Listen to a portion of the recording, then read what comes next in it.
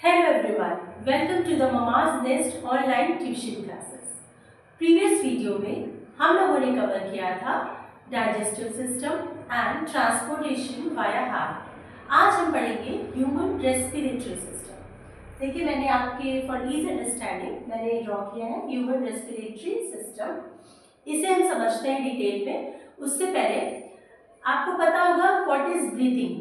Breathing हमें पता है जब हम इनटेक करते हैं, सांस लेते हैं, ऑक्सीजन का इनटेक करते हैं और कार्बन डाइऑक्साइड बॉडी से बाहर जाता है, breathe in and breathe out करते हैं। तो अब जब हमने सांस ली तो ऐसा नहीं कि सिर्फ ऑक्सीजन ही आएगी, इसमें तो बहुत सारी गैसेस हैं, बट हमारी जो बॉडी है उसकी नीड क्या है? उसकी नीड है ऑक्सीजन। वो ऑक्सीजन जो ब्लड में हीमोग्लोबिन से बाइंड करके पूरे बॉडी में जाता है हर सेल में। तो इसलिए जो हमारी एल्वेलाई होता है लंग्स में, वो उसे एब्जॉर्ब करता है, उसे ट्रांसपोर्ट करता है एक तरह से ब्लड में, टिश्यू में डिफ्यूजन के थ्रू होता है, वो मैं आपको एक्सप्लेन करूँगी। तो उसमें ऑक्सीजन की हमारी बॉडी को नीड है, इसलिए हम उसे इनहेल करते हैं और फिर कार्बन डाइऑक्साइड को ब्रीथ आउट करते हैं। तो चलिए इस चीज़ को हम लोग और अच्छे से डिटेल में समझते हैं। ये डायग्राम है आपका human respiratory system. Now this is your nasal passage. Nasal passage से हमने सांस लिया, ब्रीथ इन किया नाक से, फिर यहाँ पे माउथ कैविटी है। जब कभी जुकाम हो जाता है, नाक बंद होती है, तो हमें माउथ से भी हम सांस ले सकते हैं, है ना। तो ये एक क्योंकि इम्पॉर्टेंट प्रोसेस है इसलिए दो पैसेज कर रहे हैं। देन ये यहाँ पर मिल जाते हैं, एक उसको कहते हैं फेरिंग्स। क्या कहते हैं? फेरिंग्स। इसी फेरिंग्स के पीछे से आपका इसोफेगस गया हुआ है। जो डाइजेस्टिव सिस्टम की जो एलिमेंट्री कैनाल होती है वो इधर से ही यहाँ से वो सेपरेट हो जाती है। फिर इसके नीचे है लैरिंग्स। लैरिंग्स किसे कहते हैं? जो हमारी आवाज़ आती है ना, जिससे हम बोल पाते हैं वॉइस के थ्रू, उसे लैरिंग्स कहते हैं। देन लैरिंग्स के बाद है आपका ट्रैकिया। ये जो आप ऐसे ऐसा स्ट्रक्चर देख रहे हैं पाइप जैसा नीचे की ओर जाता हुआ, वो ट्रैकिया कहलाता है। ट्रैकिया में है rings of cartilage. Rings of cartilage क्या है? कार्टिलेज को रिंग लाइक स्ट्रक्चर में, ऐसा अगर आप टच भी करोगे ना तो आपको ऐसे फील होगा कुछ रिंग लाइक। अब ऐसा क्यों है? हमारी बॉडी में कुछ भी बिना वजह नहीं है, क्योंकि एयर जो होती है ना वो कोलैप्स ना कर जाए, इसलिए इसका स्ट्रक्चर रिंग लाइक है। ठीक, अब यहाँ पे ये जो ट्रैकिया है वो आगे जाके ब्रांच लाइक दो ब्रोंकाई में बढ़ जाता है। इसको क्या कहते हैं? ये ब्रोंकाई और ये ब्रोंकाई। ये प्रॉपर पूरा ब्रोंकस कहलाता है और ये दोनों को ब्रोंकाई कहा है हमने। देन ये ब्रोंकाई जैसे पेड़ में होता है ना, ब्रांचेस होती है वो, और नए ब्रांचेस में आगे चल के बढ़ जाता है। अब जो आगे और पतली ब्रांचेस आई उनको हमने नाम दिया ब्रैंकियोल्स। ओके, ब्रैंकियोल्स में छोटे छोटे नर्व लाइक स्ट्रक्चर्स होते हैं, उनको कहते हैं एल्वियोलर सैक। क्या कहते हैं? Alveolar sac. Then alveolar sac में जो मेन हमारा जो ऑक्सीजन को ब्लड में पहुंचाएगा, जहाँ से डिफ्यूजन होना है, वो यहाँ पर प्रेजेंट होता है। ये जो आप स्मॉल नॉब लाइक स्ट्रक्चर देख रहे हैं उसको कहते हैं एल्वियोलर। क्या कहते हैं?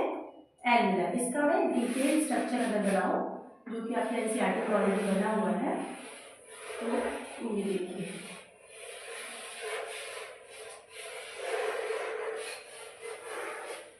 देखिए इसमें ऐसे गोल गोल ऐसे राउंड लाइक ऐसे स्ट्रक्चर्स होते हैं, राइट। इनको, ये जो गोल स्ट्रक्चर है इनको कहते हैं एल्वियोलाई। ये ही मेन पार्ट है जिसकी वजह से ऑक्सीजन, ये क्या कहते हैं? डिफ्यूजन करते हैं।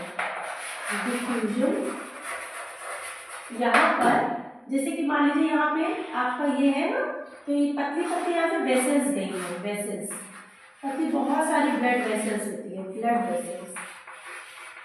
इनमें क्या होता है? ऑक्सीजन आपका ब्लड वेसल में चला गया, और जो ब्लड वेसल से कार्बन डाइऑक्साइड आया था ना, कौन लेकर आया था? जो हम लोगों ने हार्ट में पढ़ा था, पल्मोनरी आर्टरी लेकर आई थी ना, जिसमें डीऑक्सीजनेटेड ब्लड था, तो उसमें से जो कार्बन डाइऑक्साइड था वो वापस यहाँ चला गया, CO2।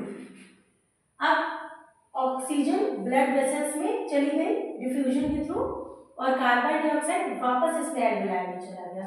अब ये जो एल्वियोलाई है वापस से ऐसे जब हम ब्रीथ आउट करते हैं तो ये कार्बन डाइऑक्साइड वापस नेजल पैसेज से होते हुए बाहर निकल जाता है, क्योंकि हमारी बॉडी को कार्बन डाइऑक्साइड की नीड तो है नहीं, हमारी बॉडी को ऑक्सीजन चाहिए। फिर और ये जो भी हमने एयर इनहेल किया है उसमें ऑक्सीजन के थ्रू यहाँ से जो कैपिलरीज है, जो ब्लड वेसल्स है, वो पल्मोनरी वेन्स के थ्रू, हमने हार्ट चैप्टर में पढ़ा था, पल्मोनरी वेन्स के थ्रू ब्लड भी जाता है, हार्ट में जाता है और हार्ट उसे पूरी बॉडी में एओर्टा के थ्रू पंप कर देता है, तो ताकि जिससे हमारी बॉडी में ऑक्सीजन की सप्लाई नहीं रह सके। अब यहाँ पे ये जो हार्ट है ना, ये किससे कवर होता है? ये देखिए पहले बोन से, एक तो ये जो बोन है आपकी उसे कॉलर बोन कहते हैं, जो यहाँ पे आप टच करोगे तो यहाँ पर आपकी होती है कॉलर बोन्स होती है। देन रिब्स, रिब केज में वो ढका रहता है, एनवेलप्ड बाय रिब केज। अब ऐसा क्यों? क्योंकि लंग्स है, हार्ट है, ये सब बहुत ही शॉर्ट विस्टर्ड ऑर्गन्स है, तो फिर इनकी प्रोटेक्शन के लिए स्पेशली हमारे यहाँ पर स्केलेटन होता है, जैसे आपने स्केलेटन देखा होगा तो रिब्स बने होते हैं ना, ये ऐसे हड्डियों का ढांचा होता है स्केलेटन में, ये ऐसे रिब्स होती हैं, तो वो क्या करती हैं, उनको लंग्स को प्रोटेक्ट करने का काम करती हैं। यहाँ नीचे आप देख सकते हैं डायफ्राम होता है, इसको क्या कहते हैं? डायफ्राम। जब हम सांस लेते हैं तो उसके हमें ये एक्सपैंड हो जाती है, लंग्स जो है वो एक्सपैंड होते हैं, सांस मतलब जब आपने इनहेल किया तो एक्सपैंड हुआ, जब ये एक्सपैंड हुआ तो ये फैल गया डायफ्राम, वो भी एक्सपैंड हो गया। फिर जब आपने इनहेल ब्रीथ आउट किया तो फिर आपका लंग्स और ये एरिया कॉन्ट्रैक्ट हो गया और ये भी अपने वापस शेप में आ गया। तो ये है, बहुत सारी मसल्स इसमें इन्वॉल्व होती हैं इन ब्रीदिंग की प्रोसेस में। अब यहाँ पर आपको रेस्पिरेशन जब हम बात करते हैं तो रेस्पिरेशन में आपकी बहुत सी चीज़ें होती हैं, जैसे कि सिर्फ एक ऑक्सीजन तक ही सीमित नहीं है, वो बहुत ही डिटेल में है, जैसे उसमें पायरुवेट बनता है, क्या होता है, वो मैं नेक्स्ट वीडियो में आपको समझाऊंगी, क्योंकि अगर अभी बताऊंगी तो वो बहुत ज़्यादा लंबा हो जाएगा एक वीडियो में। अभी इस वीडियो में मैंने आपको स्ट्रक्चर के बारे में डिफाइन किया है। आप please be continue for the next video, और उसमें मैं आपको बताऊंगी रेस्पिरेशन में कौन कौन से हम लोग इक्वेशन पढ़ते हैं, प्रोसेस क्या होती है, कैसे बॉडी में किस किस रिएक्शंस होते हैं। ओके, तो अभी इसके इम्पॉर्टेंट पॉइंट्स में आपको फॉर एग्जाम पर्पस, जैसे कि आपको हाई स्कूल का एग्जाम होगा, बोर्ड्स हो गए 10th में, तो इस टॉपिक से जो इम्पोर्टेंट क्वेश्चन है वो आपका है ये टर्मिनोलॉजीज, फेरिंग्स, लेरिंग्स, जो हमारा वॉइस बॉक्स भी कहलाता है लेरिंग्स, देन आपका अगर ब्रोंकियाई, और सबसे इम्पॉर्टेंट है एल्वियोलाई। अगर आपसे पूछा जाए कि ऑक्सीजन का डिफ्यूजन कहाँ से होता है तो एल्वियोलाई से होता है। कहाँ से होता है? एल्वियोलाई से होता है। ये आपका मोस्ट इम्पॉर्टेंट पॉइंट्स है। इससे अब इसको डिस्ट्रैक्ट करूँगी मैं नेक्स्ट वीडियो में। Please be continue with the mama's nest online classes. Thank you so much.